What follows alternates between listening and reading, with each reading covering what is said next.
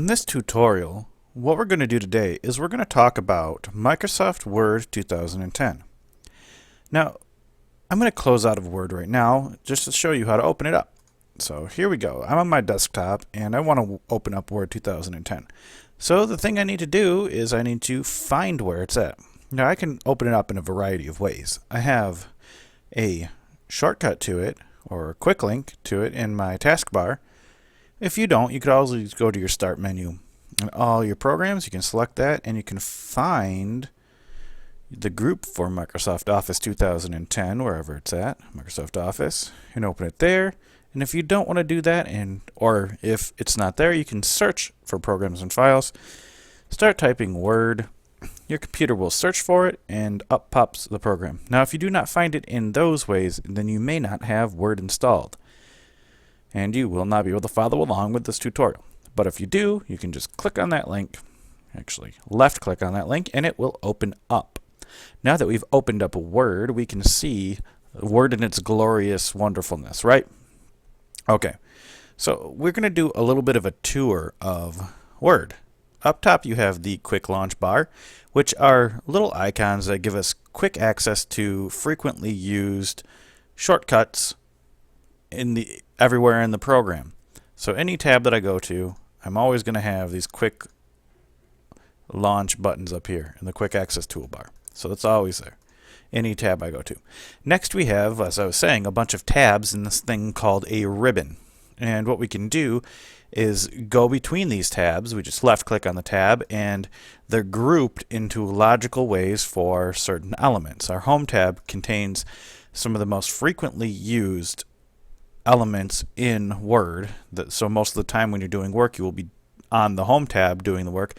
But then we have other tabs for insert, page layout, reference, mailings for sending out mails to multiple recipients or any recipient. Review tab in case we want to collaborate with people. We have a view tab to change our view for Word. And I have a couple extras that are due to the fact that I have some special add-ons on my Word program. You may not have those. So I'm going to go back to the home tab. And we're going to continue with exploring this. So as I said, we have our ribbon, and the ribbon has a bunch of different stuff on it. I'm not going to go over all the stuff in the tab, or for each tab in the ribbon right now. We're going to go over more details later on, but I just wanted to say, here's the ribbon, and that's what it looks like, and it changes when you click the tabs. Now down below that, we have rulers, and these rulers correspond to inches. And it shows us where our margins are at, which are in gray area where it won't type, and we see the white area on our ruler where we can type things at.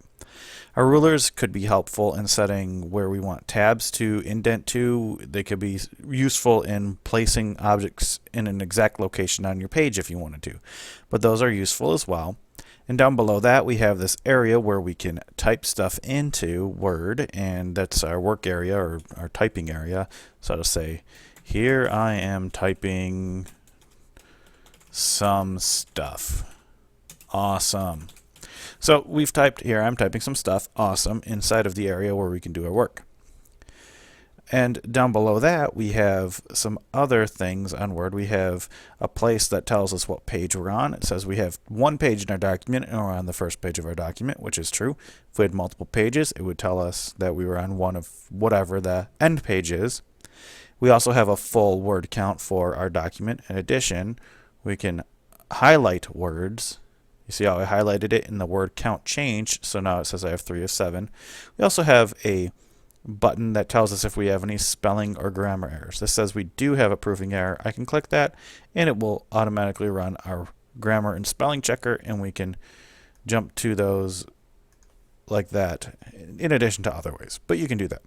Then we jump on over, we have some quick views right here, so we can click on those to change our views instead of having to go to the view tab. So if we want to change it and go full screen viewing mode, now we're in that. We want to close it. We can go into the web layout, so that it shows that if we want to make a web page, we can go to the outline layout in case we want to type an outline. You can also do it in draft mode, which doesn't show our page breaks, but I'm going to go back to print layout, which I usually like to work in, and that's what gives us the best representation of what it looks like in print. And next to that we have the zoom slider, which, as you can see as I'm zooming and sliding, we can zoom in and out from 10% view, and this is really useful if you have a ton of pages in your Word document and you want to reorganize them or jump to a specific page. And we can go all the way up to 500%, and this is really useful if you really want to see your work close up, or you have a tremendously large resolution on your screen.